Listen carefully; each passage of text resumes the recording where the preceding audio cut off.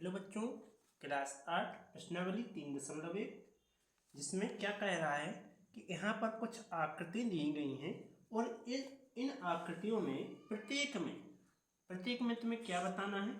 प्रत्येक में बताना है कि ये वर्गीकरण के आधार पर ये साधारण वक्र है या साधारण बंद वक्र है या फिर बहुभुज है या उत्तल बहुभुज है या अवतल बहुभुज है। इस प्रकार की आकृति बताएंगे। तो सबसे पहले हम साधारण वक्र के बारे में बात करें तो इनमें से साधारण वक्र कौन कौन सी मानी जाएंगी। साधारण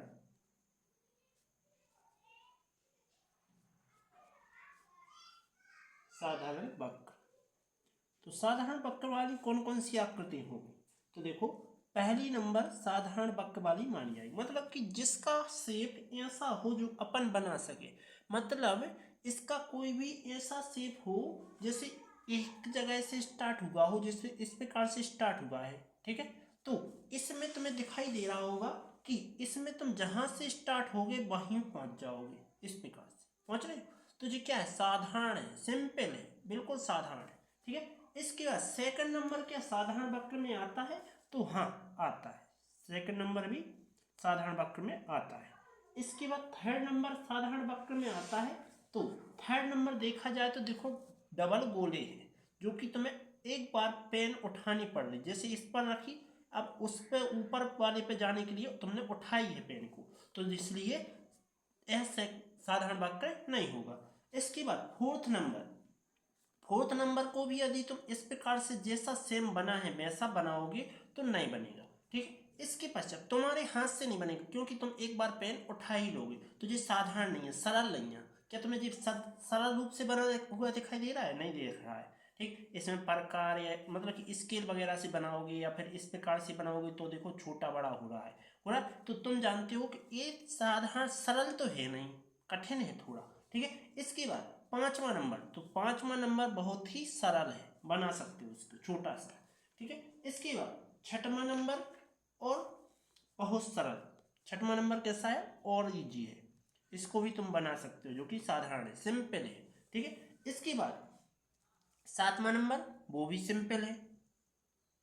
इसके बाद आठवां नंबर सिंपल नहीं है, ठीक, क्योंकि दो गोले इस प्रकार के बनाए हुए हैं जो कि तुम्हें पता है कि एक गोला बना के हमें फिर पेन उठानी पड़ रही है, ठीक है, इसलिए ये साधारण वक्र में नहीं आएगा। ओके, इसके पश्चात पुनः देखते हैं अब बी नंबर के लिए। तो अब दूसरे में क्या लिखा है, अब दूसरे में बताना है अपन के लिए साधारण बंद वक्र, साधारण बंद वक्र। इसमें है ये बात कि साधारण होना चाहिए फर्स्ट चीज और बंद होना चाहिए। तो तुम्हें पता है कि अपन ने जो पहला देखा वो क्या है, साधारण है और बंद भी है, ठीक है, टोटल बंद है। दूसरा है वो भी साधारण है लेकिन ये भी दूसरा भी टोटल बंद है, ठीक।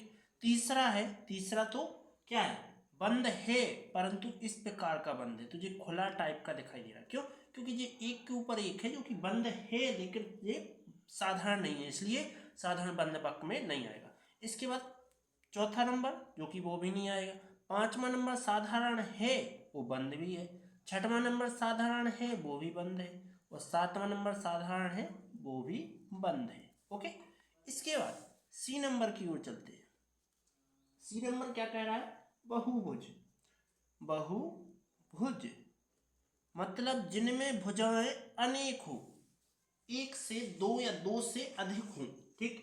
तो क्या तुम्हें दिख रहा है कि पहले नंबर में बहुत वो भुजाएं हैं, कितनी भुजाएं, देखो 1 2 3 4 5 है, तो मतलब ये बहुभुज है जिसमें बहुत बहुत ज़्यादा बहुत भुजाएं हो, मतलब 1 2 3 4 5 एक से ज़्यादा, ठीक है। इसके बाद दूसरे नंबर में, तो दूसरे नंबर में भी बहुभुज है, क्यों, क्योंकि उसमें कितनी भुजाएं, 4 भुजाएं इस प्रकार का बना हुआ है कुछ, जो कि क्या लग रहा है, 1 2 3 4 भुजाएं लग रही है कि नहीं लग रही है, ठीक। तो 4 भुजाएं। इसके बाद फिर तीसरे में तो कुछ नहीं भुजाएं दिख रही, चौथे में नहीं दिख रही, पांचवें में दिख रही हैं। पांचवें में कैसी दिख रही हैं भुजाएं, सॉरी चौथे में तो भुजाएं हैं ना, 1 2 3 4 5 इस प्रकार से, चौथे में है। ओके, इसके बाद अगला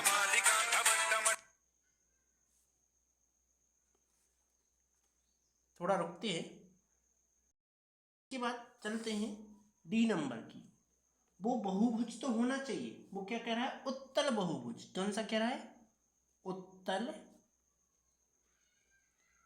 बहुभुज। उत्तल बहुभुज में क्या है, उत्तल बहुभुज में वो पहली बात तो बहुभुज होना चाहिए, बहुभुज होना चाहिए, साथ में उत्तल होना चाहिए। तो उत्तल केवल दूसरा ही दिखाई दे रहा है, ठीक है?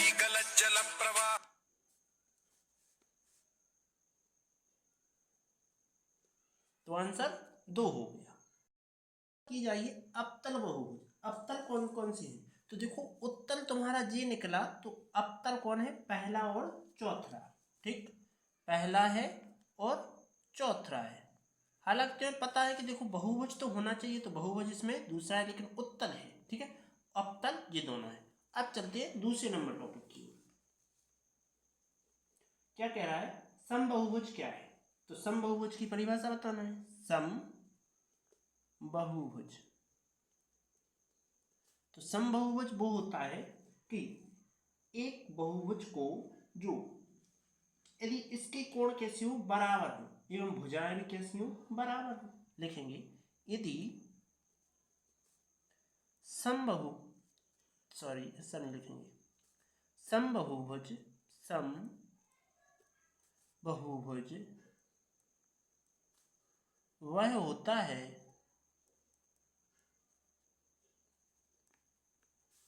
जिसमें सभी कोण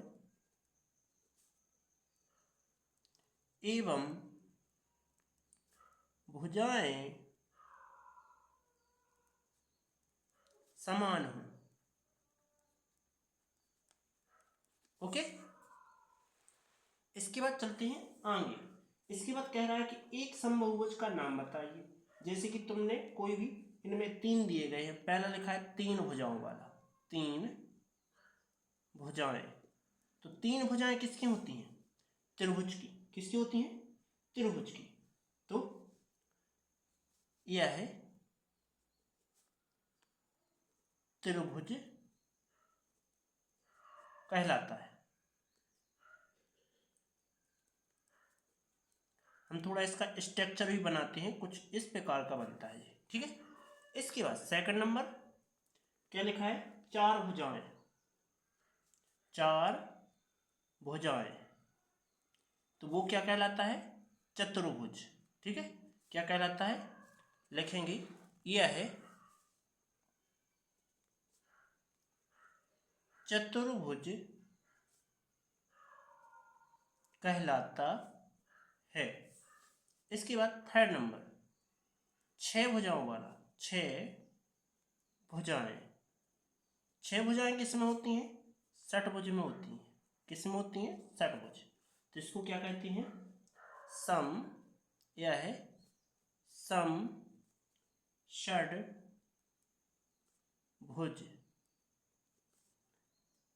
है, ठीक है।